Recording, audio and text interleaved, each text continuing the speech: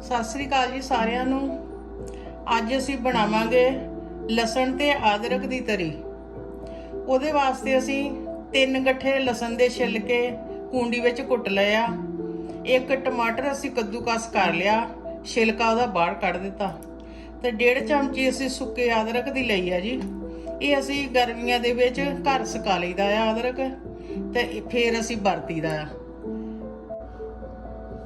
ਤੜਕਾ ਲਾਉਣ ਲਈ ਜੀ ਅਸੀਂ ਦੇਸੀ ਘੀ ਵਰਤਾਂਗੇ। ਅਸੀਂ ਲਸਣ ਅਦਰਕ ਦੀ ਤਰੀ ਦੇਸੀ ਘੀ ਦੇ ਵਿੱਚ ਬਣਾਵਾਂਗੇ। ਘੀ ਸਾਡਾ ਗਰਮ ਹੋ ਗਿਆ ਜੀ। ਹੁਣ ਅਸੀਂ ਲਸਣ ਇਹਦੇ ਵਿੱਚ ਪਾ ਦਵਾਂਗੇ। ਇਹ ਤਰੀ ਦੇਸੀ ਘੀ 'ਚ ਵਧੀਆ ਬਣਦੀ ਆ ਜੀ। ਇਹਦਾ ਸਵਾਦ ਬਹੁਤ ਵਧੀਆ ਹੁੰਦਾ ਆ, ਤੇ ਉਦਾਂ ਵੀ ਇਹ ਵਧੀਆ ਹੋ ਜਾਂਦੀ ਆ ਜੀ, ਕਿਉਂ ਜਿਹੜਾ ਅਦਰਕ ਉਹ ਖੁਸ਼ਕ ਹੁੰਦਾ ਆ। ਜਿਲੇ ਅਸੀਂ ਇਹਦੇ ਵਿੱਚ ਪਾਉਣਾ ਆ ਦੇਸੀ ਘੀ 'ਚ ਪਾਵਾਂਗੇ ਤਾਂ ਉਹ ਸਹੀ ਰਹੂਗਾ। ਗੈਸ ਜੀ ਅਸੀਂ ਮੀਡੀਅਮ ਤੋਂ ਘੱਟ ਰੱਖੀਓ ਆ। ਅਸੀਂ ਇਹਨੂੰ ਮੱਠੀ ਮੱਠੀ ਅੱਗ ਤੇ ਭੁੰਨਾਂਗੇ, ਫਿਰ ਇਹ ਵਧੀਆ ਬਣਦੀ ਆ ਤਰੀ। 2 ਮਿੰਟ ਹੋ ਗਏ ਜੀ ਇਹਨੂੰ ਭੁੱਜਦੇ ਨੂੰ। ਹਜੇ ਅਸੀਂ ਇਹਨੂੰ ਹੋਰ ਭੁੰਨਾਂਗੇ। ਇਹਦਾ ਰੰਗ ਸੁਨਹਿਰੀ ਜਿਹਾ ਹੋ ਜਾਊਗਾ ਨਾ, ਫਿਰ ਅਸੀਂ ਇਹਦੇ ਵਿੱਚ ਟਮਾਟਰ ਪਾਵਾਂਗੇ। ਥੋੜਾ ਜਿਹਾ ਲਸਣ ਥੱਲੇ ਲੱਗਦਾ ਹੁੰਦਾ ਆ ਜੀ। ਜਿੱਲੇ ਅਸੀਂ ਵਿੱਚ ਇਹਦੇ ਭੁੱਜ ਜਾਊਗਾ, ਇਹ ਵਿੱਚ ਟਮਾਟਰ ਪਾ ਦਵਾਂਗੇ, ਉਹ ਥੱਲਿਓਂ ਸਾਰਾ ਲਿੱਤ ਜਾਊਗਾ।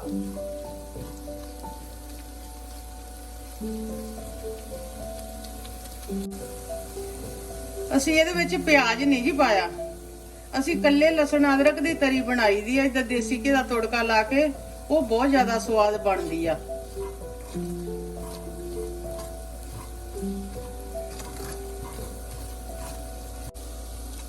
ਹੁਣ ਲਸਣ ਸਾਡਾ ਭੁੱਜ ਗਿਆ ਜੀ।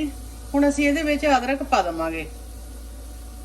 ਥੋੜੀ ਦੇਰ ਅਦਰਕ ਨੂੰ ਵੀ ਭੁੰਨਾਂਗੇ, ਫਿਰ ਅਸੀਂ ਵਿੱਚ ਇਹਦੇ ਟਮਾਟਰ ਪਾ ਦਵਾਂਗੇ। ਜੇ ਤੁਸੀਂ ਚਾਹੋ ਤਾਂ ਜੀ ਕੁੱਟ ਕੇ ਵੀ ਅਦਰਕ ਪਾ ਸਕਦੇ ਆ। ਜੇ ਤੁਹਾਡੇ ਕੋਲ ਸੁੱਕਾ ਹੈ ਨਹੀਂ, ਫਿਰ ਤੁਸੀਂ ਗਿੱਲਾ ਅਦਰਕ ਲੈ ਕੇ ਉਹਨੂੰ ਕੂੰਡੀ ਦੇ ਵਿੱਚ ਕੁੱਟ ਲਓ ਨਾਲ ਹੀ ਲਸਣ ਦੇ। ਇਦਾਂ ਵੀ ਪਾ ਸਕਦੇ ਆ, ਇਹ ਤੁਹਾਡੀ ਮਰਜ਼ੀ ਆ ਜੀ।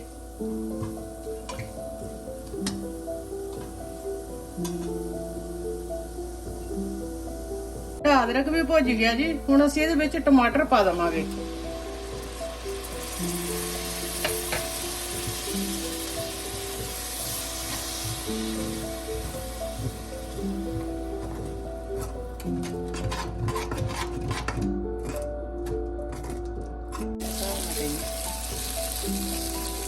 ਦੋ 2.5 ਮਿੰਟ ਹੋ ਗਏ ਜੀ। ਇਹਨੇ ਹੁਣ ਤੜਕੇ ਨੇ ਤੇਲ ਘਿਓ ਛੱਡ ਦਿੱਤਾ। ਟਮਾਟਰ ਨੂੰ 2-3 ਮਿੰਟ ਭੁੰਨਣ ਤੋਂ ਬਾਅਦ ਹੁਣ ਅਸੀਂ ਇਹਦੇ ਵਿੱਚ ਮਸਾਲੇ ਪਾਵਾਂਗੇ ਜੀ। 2 ਚਮਚੀਆਂ ਅਸੀਂ ਲੂਣ ਦੀਆਂ ਪਾ ਦਵਾਂਗੇ। ਚਮਚੀ ਛੋਟੀ ਆ ਸਾਡੀ। 1 ਚਮਚੀ ਹਲਕੀ ਜੀ ਅਸੀਂ ਹਲਦੀ ਦੀ ਪਾਵਾਂਗੇ।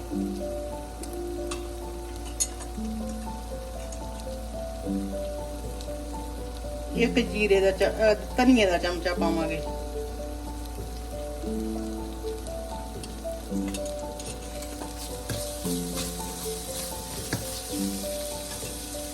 ਅਸੀਂ ਇਹਦੇ ਵਿੱਚ ਹਰੀ ਮਿਰਚ ਨਹੀਂ ਜੀ ਪਾਈ, ਥੋੜੀ ਕਸ਼ਮੀਰੀ ਲਾਲ ਮਿਰਚ ਪਾ ਦਵਾਂਗੇ। ਹਰੀ ਮਿਰਚ ਪਾ ਕੇ ਜਿਆਦਾ ਕੜਤਨ ਜਿਹੀ ਹੋ ਜਾਂਦੀ ਆ। 1 ਚਮਚੀ ਗਰਮ ਮਸਾਲੇ ਦੀ ਪਾਵਾਂਗੇ, ਹਲਕੀ ਜਿਹੀ।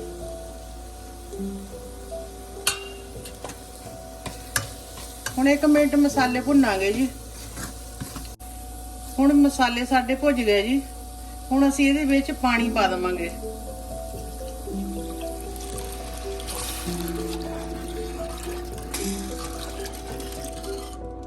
ਅਸੀਂ 1 ਗਲਾਸ ਪਾਣੀ ਦਾ ਪਾਵਾਂਗੇ ਜੀ। ਤੁਸੀਂ ਆਪਣੀ ਲੋੜ ਅਨੁਸਾਰ ਜਿੰਨਾ ਪਾਉਣਾ ਹੋਵੇ ਪਾ ਸਕਦੇ ਆ। ਲਸਣ ਵੀ ਜਿੰਨਾ ਛਿੱਲਣਾ ਹੋਵੇ ਉਹਨਾਂ ਛਿੱਲ ਸਕਦੇ ਆ, ਆਪਣੇ ਮੈਂਬਰਾਂ ਦੇ ਹਿਸਾਬ ਨਾਲ ਇਦਾਂ ਬਣਾ ਸਕਦੇ ਆ। ਲਸਣ ਅਦਰਕ ਦੀ ਤਰੀ ਸਾਰਿਆਂ ਨੂੰ ਖਾਣੀ ਚਾਹੀਦੀ ਆ ਜੀ। ਇਹਦੇ ਨਾਲ ਸਰੀਰ ਦੇ ਵਿੱਚੋਂ ਰੇਸ਼ਾ ਨਿਕਲਦੀ ਆ।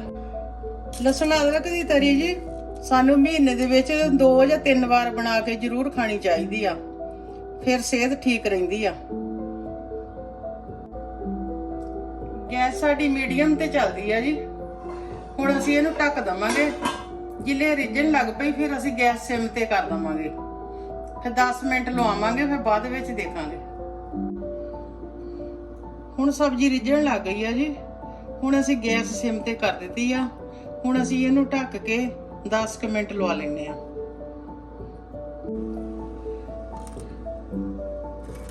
दस मिनट हो गए जी ਇਹਨੂੰ ਰਿੱਝਦੀ ਨੂੰ। ਅਜੇ ਅਸੀਂ 2-3 ਮਿੰਟ ਹੋਰ ਰਹਿਣ ਦਵਾਂਗੇ ਇਹਨੂੰ ਇਦਾਂ ਹੀ ਗੈਸ ਦੇ ਉੱਤੇ। ਫਿਰ ਅਸੀਂ ਗੈਸ ਬੰਦ ਕਰਾਂਗੇ।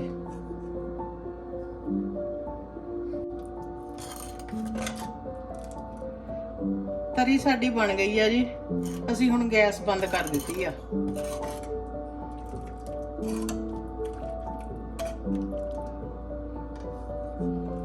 ਤਰੀ ਸਾਡੀ ਲਸਣ ਅਦਰਕ ਦੀ ਬਣ ਕੇ ਤਿਆਰ ਹੋ ਗਈ ਆ ਜੀ। ਤੁਸੀਂ ਵੀ ਸਾਡੇ ਤਰੀਕੇ ਦੇ ਨਾਲ ਤਰੀ ਬਣਾਓ ਤੇ ਖਾਓ। ਸਾਡੇ ਚੈਨਲ ਨੂੰ ਸਪੋਰਟ ਕਰੋ।